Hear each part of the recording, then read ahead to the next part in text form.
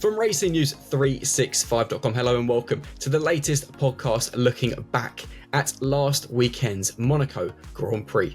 From RacingNews365.com, my name is Nick Golding and I'm joined as always by 2023 Young Journalist of the Year, Sam Coop. It's going to be done every time. And lead editor Ian Parks, who is an absolute legend because for the second podcast in a row, he is sitting in his car in a gloomy Stansted airport because that is the determination that man has. Ian, we're going to come to you first. Firstly, how are you? You've gone from the sunshine of Monte Carlo to the downpours of London Stansted Airport. Yep, sunshine of Marseille Airport. I left Marseille Airport quite early this morning. As you say, I'm back at Stansted Airport, that coffee shop that I sat in just outside a week ago. I've been flown back from Bologna, having covered the Emilia-Romagna Grand Prix down at Imola. And here I am exactly 1 week later. It's a definite feeling of déjà vu, guys, I've got to tell you.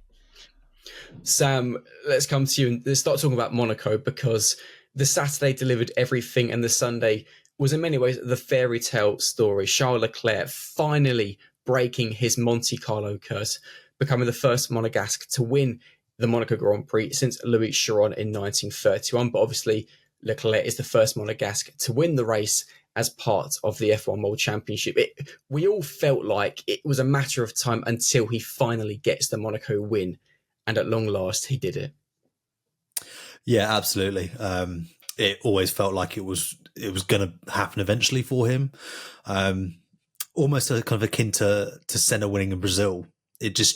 There was this air of inevitability, given how good Leclerc is around Monaco. You know, we've seen it with two prior pole positions before Saturday, and yeah, the weekend from that perspective didn't disappoint at all. It was a really kind of touching moment, actually. Those of you who watch on F1 TV, Alex Jake's commentary, I think, was really quite pertinent and poignant, rather. And yeah, it was a beautiful moment for him, given that, yeah, he's struggled there in the past, and he had a touching tribute to his father as well. Ian, obviously, I know you were in the media pen at the time, obviously Leclerc winning. What was the atmosphere like when he crossed the line for victory and the podium celebrations? Monaco is very unique with regard to what happens when a driver wins, because naturally the circuit is situated around the port. And so as soon as you have a driver across the line, the checkered flag, all the horns from all the yachts and the boats situated in the port just suddenly start blaring away, and you get this huge crescendo of noise. A little bit different on this occasion because you could actually hear the roars from the grandstand. Don't get me wrong, a Monaco roar is very different to a Lewis Hamilton winning at Silverstone and then Senna winning at Interlagos, as Sam's just mentioned, or Max Verstappen winning at Zandvoort. It's not as loud and as such a crescendo as it is at any of those historic great places, but nevertheless, there was this different kind of roar compared to what I've heard previously when another driver has won that particular Grand Prix. So it was very different. You could sense as well, as he was closing in those final laps, there was this degree of tension and of anticipation slowly starting to build, and people just commenting in the media pen, oh, come on, he's got to do it. Surely this time it's going to be his day. And sure enough, it was. And so it's one of those, just like, Lando winning his first Grand Prix earlier this season. There's this air about it that's very, very different compared to what might have gone before. Huge celebrations from McLaren in Miami when Lando won that race, and as you can expect, huge celebrations from Ferrari as well, with the big photographic gathering, getting all the photographers together to do these celebrations. So yes, there was something very, very different about this particular Grand Prix winner in Monaco. I know I mentioned this in Sunday's F1 update, which you've not watched, please go and do so. It was a great episode. My highlight was Prince Albert on the podium. And obviously, normally before the champagne is sprayed, the royal family are removed from the podium. In this case, Prince Albert not only was given a bottle of champagne, which he sprayed, he then swigged it afterwards, which I thought was just summed it all up beautifully. The big question mark now, though, because with Leclerc winning, he has taken a big chunk out of Max Verstappen's lead in the championship. Do we have a championship fight? Because this is now, I appreciate Max won in Imola, but this is now Miami, Imola, and Monaco, where Red Bull have not had the strongest package on the grid. It's a difficult question to answer. And I think it's almost knee-jerk to say that, yes, we absolutely do have a title fight on our hands off the back of two difficult weekends for Red Bull. They will refine their form. They will make gains through development and also just being in circuits and environments that better suit them. That will come up as we get further into the European season. Maybe not in Canada, but certainly kind of once we get back, into the kind of Spains and Austrias of the world. So that will really, as we get into the summer, we'll see a clear picture. But it is only 31 points now between Leclerc in second and Verstappen in the lead. A Red Bull DNF for Verstappen in Canada and a strong Leclerc result, and all of a sudden, yeah, you've got to say it's looking close. What I think will be difficult is that Red Bull will be there or thereabouts more often than not. It's how much McLaren and Ferrari do damage to each other. How many points will, say, Lando Norris and Charles Leclerc take off each other? Will that harm any title fight from that perspective? Because let's face it, from a Red Bull perspective, Max Verstappen is getting the wealth of those points. I'm going to refer to Max Verstappen's quotes. When I asked him in the pen post-race whether he thought this was now a very different championship battle compared to what he has been used to over these past two seasons, i.e. thoroughly dominating.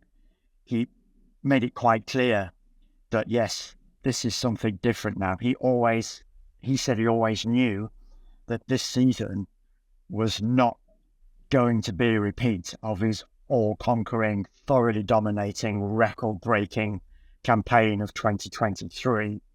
And as we've seen over these last three Grand Prix, Red Bull has suddenly found itself in a degree of difficulty. Let's not forget, of course, that difficulty includes Max still winning from pole in Imola. Of course, it was much narrower than could possibly have been predicted going into that race. Lando Norris finishing just 3/4 of a second adrift, having come off the back of that Monaco win, as I've just mentioned earlier. I've referred to Fred Vasseur's quotes as well as to what this victory will now do for Charles Leclerc.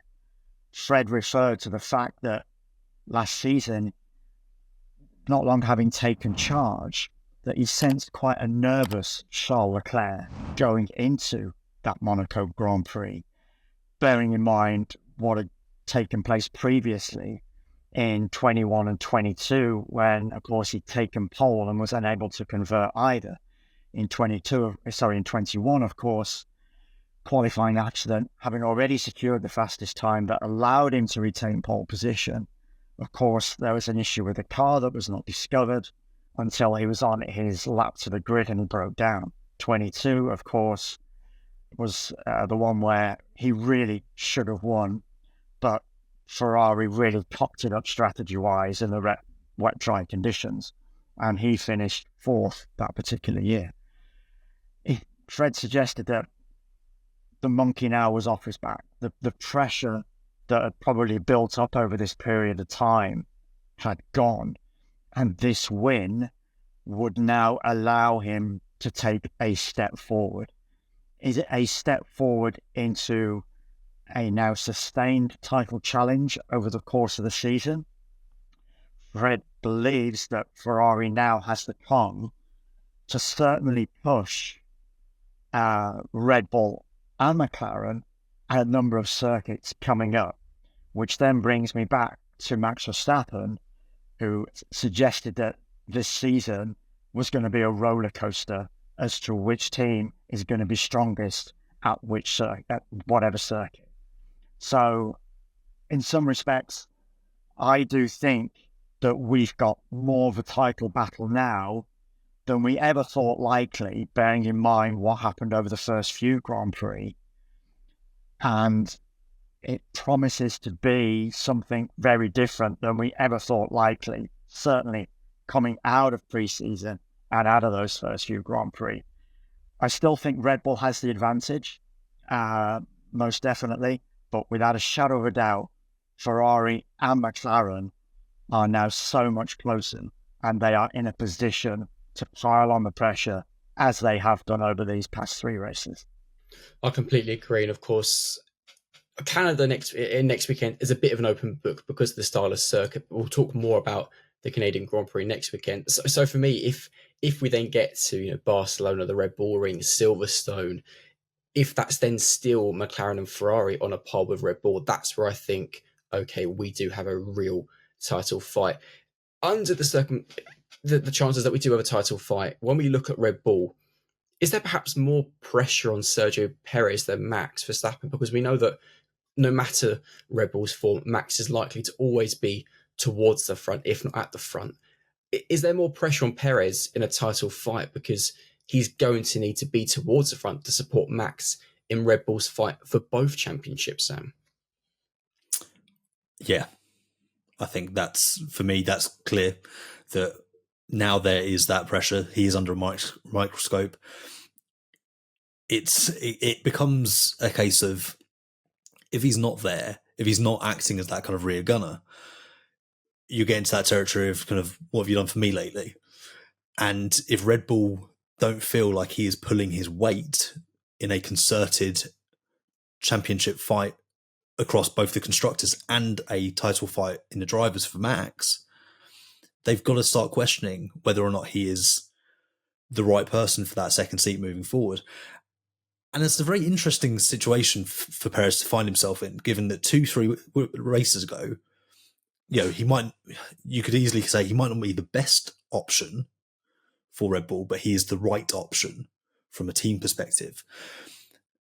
I think as we go into the next couple of rounds, if the futures of, say, Carlos Sainz, even Perez, and obviously Perez aren't tied up, then I think that's when someone like a Sainz does start to become a little bit more enticing to Red Bull, because do they kind of go, well, yes, he might take points off Max, but at least he's going to be taking more points off the likes of Charles Leclerc, Lando Norris, those guys who are behind.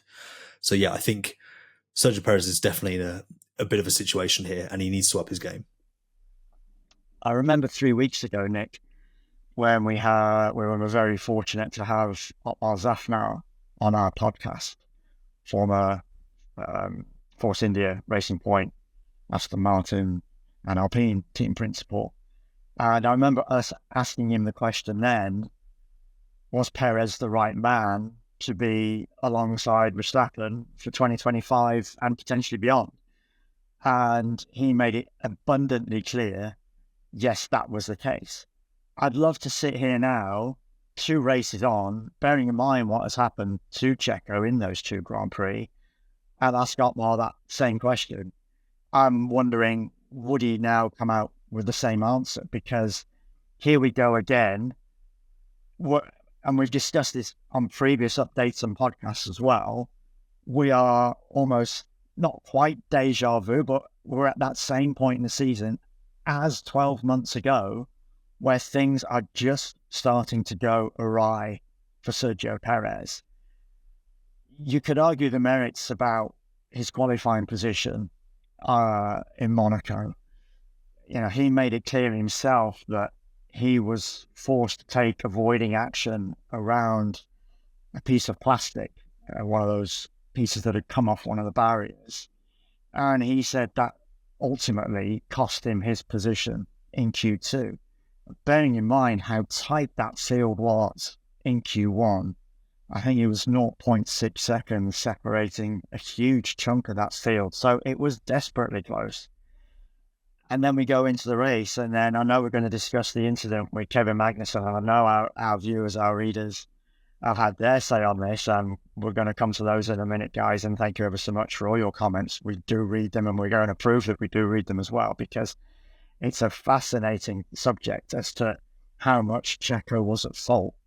I know you and I discussed it, Nick, in Sunday's post-race update, that it was, the stewards ultimately opted not to take any further action against that. And as I said, although there was no document produced, you could almost certainly forecast if anything had been produced from it, it would have been that neither driver was wholly or predominantly to blame.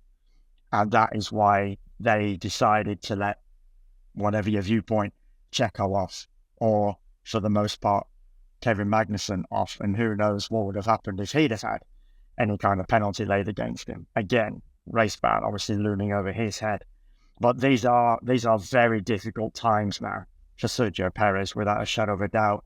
And I'm almost certain that the Red Bull hierarchy, just a few races ago, if they were feeling pretty comfortable about Sergio Perez having another contract and going into 25, potentially 26, with a new deal under his belt, I'm now wondering and almost certainly believing that they're having second thoughts and they're going to be holding back on this to see how the next few races unfold before they make any kind of definitive decision going forward.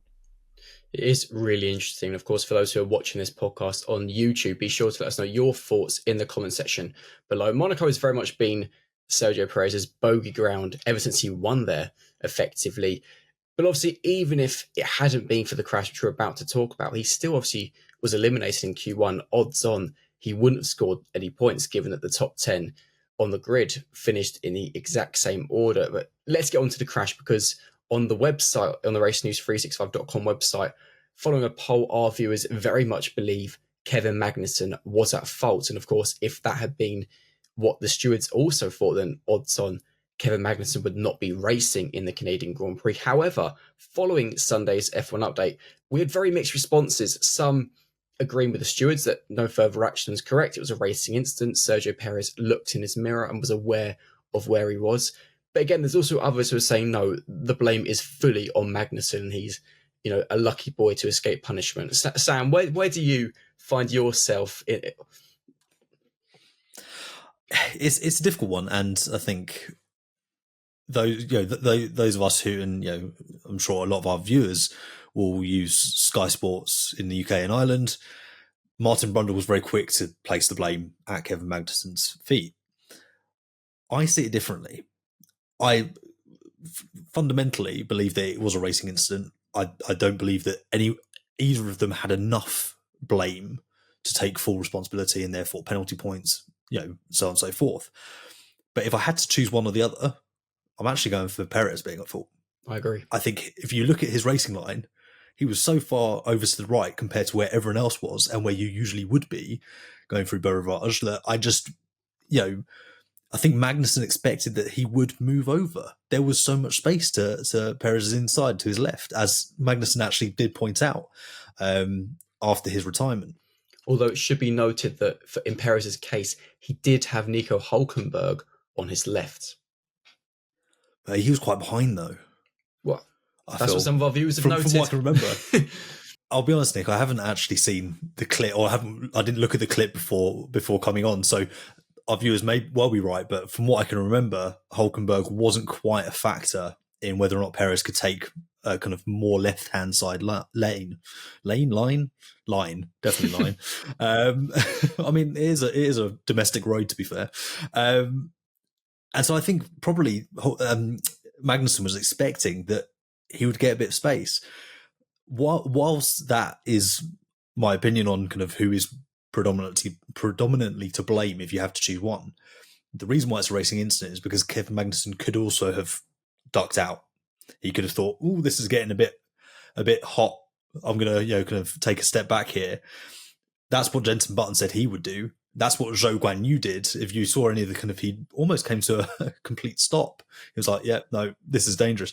I don't know if any of our viewers like NASCAR, but Denny Hamlin always says that when the pack starts to get a bit nervous, he'll just duck out and go to the back of the pack because, the peloton kind of almost gets very, and there's, nervous and there's a crash.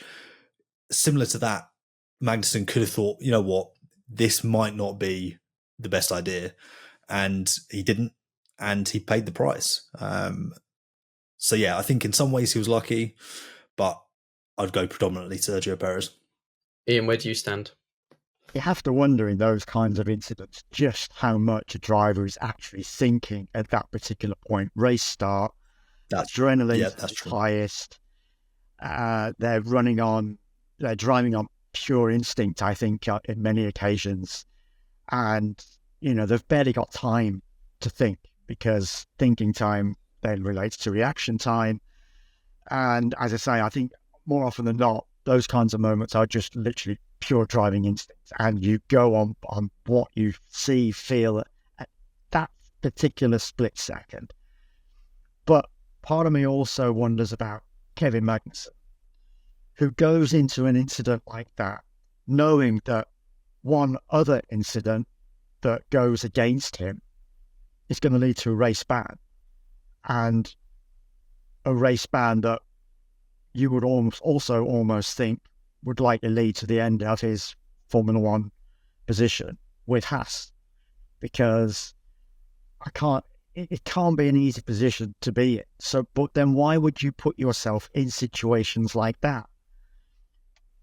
I loved some of the comments that I read on our update last night, Nick, before I came on this, and one of our viewers pointed out that Perez actually looked 3 times, or according to the onboard, you could see he looked 3 times in his right-hand mirror. So if that is the case, why is he not just slightly shifting back across? Because they're going at such a speed up that hill and around that little kink into the casino that there's almost certainly no way Kevin Magnussen would have got past going through because Checo's got the racing line ultimately going up that hill and into that first left-hand kink that takes you into the Casino Square complex. So, but as I say, these are the fine margins around which these guys operate. Those split-second hair trigger moments that define Grand Prix, as we saw yesterday, because from that incident, a lot then led from it. Ultimately, we had a pretty dull race because we had the red flag and the drivers were able to change their rubber. And again, we're going to come on to that in a moment, I know. So for me, I think it was a racing incident, but I would also like to have, rather than the stewards make up their minds definitively that quickly, I would have liked to have seen them take the time to speak to Sergio Perez and Kevin Magnussen to get their, particular thoughts on that incident, because then at least we would have got a steward's document from that would have given us the thoughts of both drivers. And as I say, I'm almost certain anyway that they would have come out with the fact that no driver was wholly or predominantly to blame and therefore no penalties applied. But even so, it would still have been good to have got the steward's verdict on it, having spoken to both drivers, because as we discussed in the update, Nick, Kevin was naturally blaming Checo. He left me no room. He pushed me into the wall. Checo was naturally blaming Kevin. He's a dangerous driver. This should have been investigated and looked at more thoroughly. What fascinates me is the fact that obviously there was no further action, but actually we see, less severe incidents having very lengthy investigations in the past. So the whole thing, I think, is just quite interesting. One incident they obviously did investigate involved the 2 Alpine drivers, and of course Esteban Ocon received what would have been a 10-second time penalty, but it's been converted into a 5-place grid penalty, not my English, for the Canadian Grand Prix. However, the big talking point after he hit his teammate on the entry to the tunnel is the comments from team principal Bruno Famin, who said that there would be consequences for what Esteban Ocon did.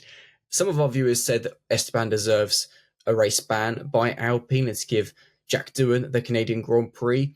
Do we think, for example, by consequences, maybe he's speculating an in-house fine of some sort? Sam, what do you think Famin means by consequences? Because that in itself, just that one word, carries an awful lot of weight with it. I mean, it's very difficult to kind of predict what his intentions behind that might have been. Alpine afterwards actually kind of moved to say, look, this was something said in the heat of the moment. Obviously, their press machine kind of wanting to kind of, kind of quash what was said. But you can't escape the fact that you kind of a fine, some kind of penalty like that. Yeah, would you really go out of your way to kind of make that point if it was just going to be a fine?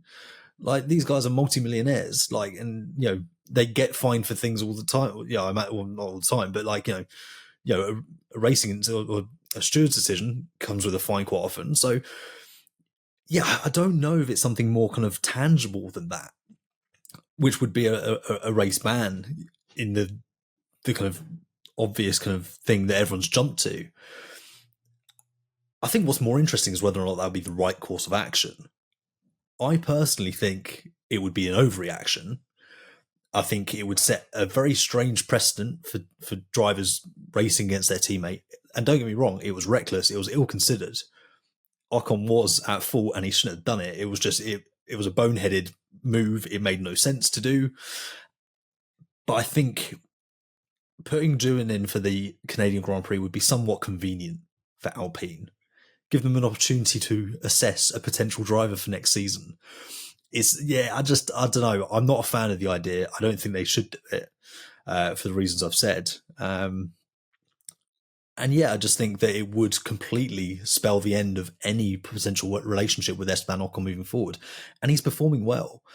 He's probably out the door at the end of the season, in terms of we know he's talking to other teams. We know that there's a lot more talk around the Alpine driver lineup than you might expect.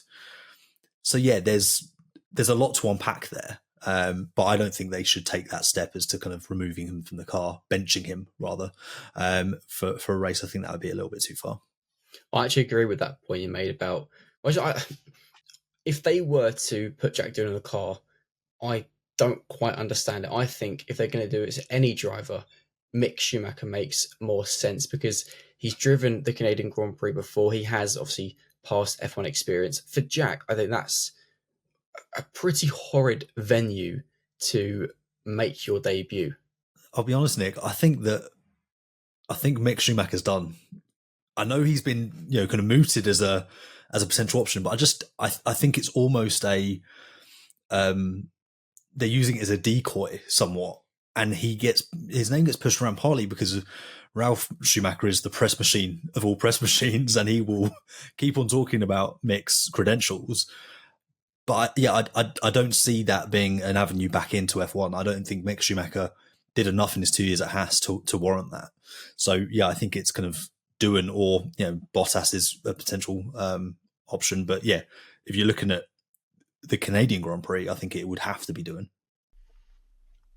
And you got to think that Bruno Famin's comments came right in the heat of the moment. Canal Plus went to him pretty much minutes after that incident that took place, because you've only got to watch the footage and you could see the replays being shown of the Magnussen Perez Hulkenberg incident. So you knew that was being reviewed at the time in the background, and also they come to him, as I say, very, very quickly. So from what I understand, he'd made clear to both drivers, do not race one another. And hold position, and then we'll see how the race plays out. Pierre Gasly pretty much alluded to that fact with his remarks afterwards, that they were not meant to try and go for one another. And here we are, Esteban Ocon, what I can only assume must have been a red mist moment, just deciding to have a lunge up the inside into Portier, where there was absolutely no space for him to go. Again, I know I mentioned this, Nick, in the update, but I'll refer to Daniel Ricciardo's comments as well, that he'd got a grandstand view. He was just behind Lance Stroll, and Lance Stroll was just behind the two Alpines. And Daniel Ricciardo said that he could see both Esteban and Pierre touch wheels 3 times before they eventually came together the way they did. So he got a good sense that something major was going to kick off. And lo and behold, it did. And the stewards made it abundantly clear that this was a reckless overtaking from Esteban Ocon, that he comes from too far back. So when Bruno Famin talks about consequences, naturally we all jump on what you can only assume would be the ultimate sanction of a potential race ban. I'd be very surprised if that was the case. Bruno was approached and asked to elaborate on his comments from that Canal Plus interview. He refused to do so. Alpine were approached, their press machine was approached, and they've turned around and said that they're going to keep this behind closed doors. So that indicates to me that I don't think it is going to be a race ban. But what, therefore, then does the word consequences mean from Bruno Famin? Is that a heavy fine? We can only assume so. Does it mean that they might give Jack Doohan a few more FP1 practice sessions coming up, that Esteban might lose his place in those? Because the suggestion is, and Sam's already mentioned it, that although he's done reasonably well up until this point, that he's going to be out of Alpine at the end of the season, and actually they're going to retain Pierre instead over Esteban. Was yesterday's incident the case in point as to why that's going to be the case, that they actually feel Esteban, in moments like that, is not as composed as they would like their drivers to be? It's I was going to say, maybe it's that they decided the punishment is to return him to the Bahrain spec car, and he has to run that for the rest of the season. Pootling around on the back row of the group for the entire campaign, yeah. Obviously, it was quite an exciting first lap with obviously the 3-car pile-up with the intra-team collision at Alpine. But when the race did restart, to be polite, it was shocking. Obviously, the strategy element was taken away as the cars were allowed to have new tyres fitted onto them. A lot of drivers after the race, Max Verstappen being one in particular, was quite clear and honest and labelled the race as boring. George Russell said that Sundays have to be changed. The big question is, though, being Monaco, the location it is, how restricted they are anyway, what can be changed? Very, very little, in all honesty. They have looked at this in the past.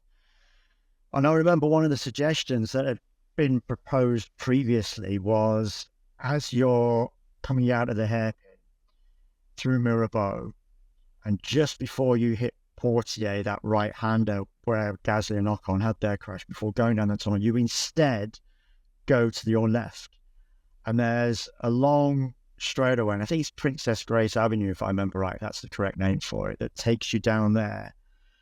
And you could then almost like come around the roundabout in many respects, but I'm sure that they'd turn into some sort of hairpin before heading straight back down and then take a much longer straight run into the tunnel. Why that's, I guess there must be some sort of logistical reasons, local authority reasons as to why that has not come to pass. Because it of anywhere around Monaco, it is the only logical step to try and extend that circuit.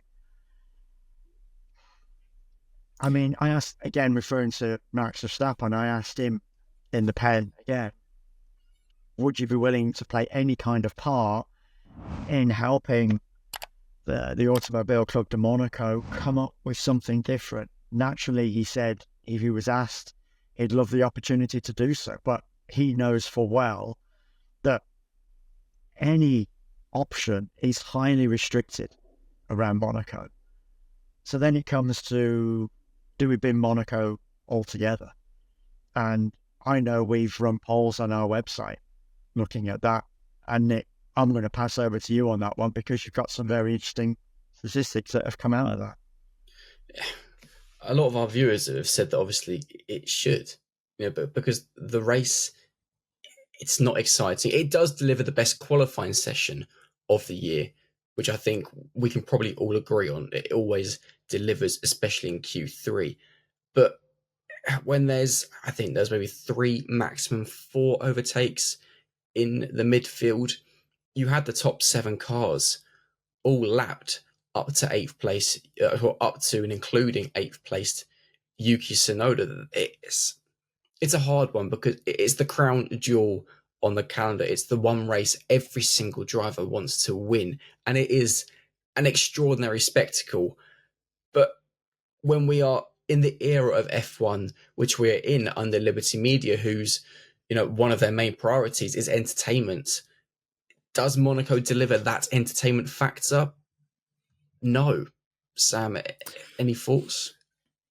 I think it's difficult, and I've heard the same suggestion that Ian mentioned about extending the track.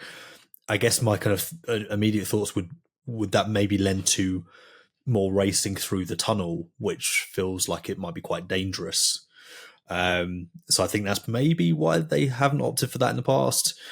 Another thing that gets kind of suggested is that we could run a kind of a multi-stop race, have that mandated that you have to run each tyre.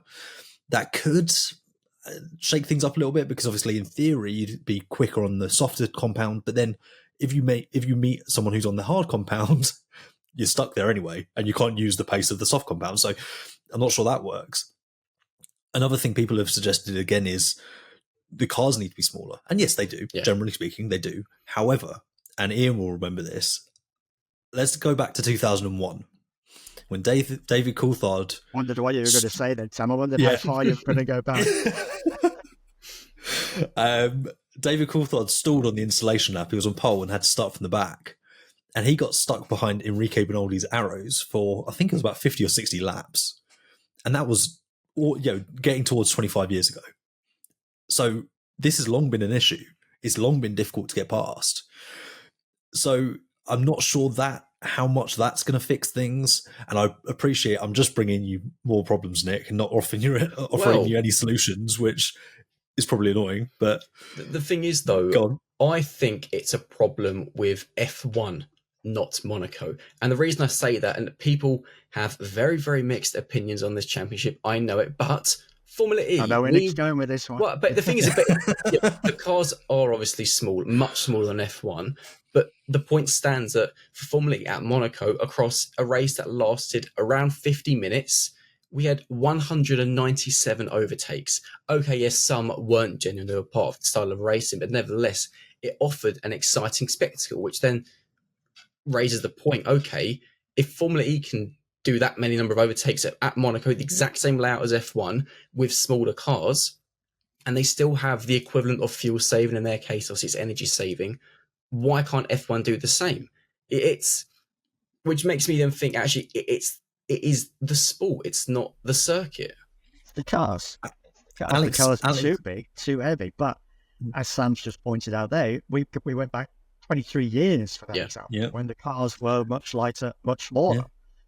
And, it was still a problem then. So this is an issue that's not going to go away. We can come up with a multitude of possibilities, not solutions, but options to try and alleviate this issue. The drivers yesterday were asked, in particular, because you've got to bear in mind we had that red flag after one lap. So under the regulations, everybody that was still in the race was allowed to change their tyres. The tyres went the distance if you were the leaders. A few drivers, teams, trying to change tyre to pick up the pace because they got clear air in front of them. But as soon as they then got back up to the car, that had been 10, 12 seconds ahead of them, they still couldn't pass even though they were on fresher tyres. So do we bring in the softest compound of tyres? That was suggested by one of the drivers in the pen after the race, that the C5 was not used, that maybe we should have gone with this, what is effectively a super soft tyre. Maybe that might have lent itself to a more interesting strategy battle than we ultimately saw take place. So there are these different options that might be available, but the bottom line is the cars are too big, too heavy, too wide. And while that's always going to be the case, we are never going to get an interesting Grand Prix around Monaco other than when it rains. Hear, hear.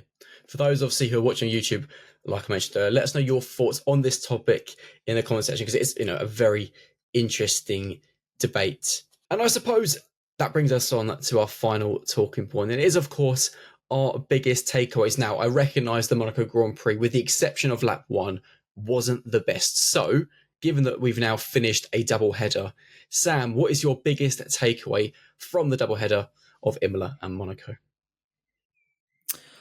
My biggest takeaway from the double header. Oh, this is difficult. I mean, there's the obvious. There's seemingly a championship fight on our hands here. But I think the biggest thing is that even when things are going badly for Red Bull, they are able to recover, and they are able to, they are still that preeminent force. They might not be as dominant as they were, but I think it's very easy to run away with a narrative and go, oh, they're really going to struggle here. Struggling for Red Bull is being in a fight with McLaren or Ferrari. So I think that's almost the worst as it gets for them over the course of the season. So I think we're very quick to kind of catastrophize things. So my biggest takeaway is that Red Bull can really turn things around over a weekend, and I'm more referring to Emilia Romagna when I say this, because they did ultimately get the win through Max Verstappen that weekend. Ian? That it's clear the RB20 has its issues. That Max Verstappen alluded to after qualifying on Saturday, when he mentioned that actually these issues have been inherent in the car since 2022. It's just the fact that they've been masked by his dominance over these past 2 years, and all of a sudden they're coming under pressure. They have teams now pushing them, running them hard for pole position, running them close in Grand Prix, as we saw in the Emilia Romagna, as we're looking back at the doubleheader in particular. And in being run that close, those issues are now more front and centre than they have ever previously been, because Max was able to control Grand Prix from the front at will. And we didn't get to see the issues that he is now facing. And those issues being, of course, that this RB20 is struggling with curb riding, struggles over the bumps.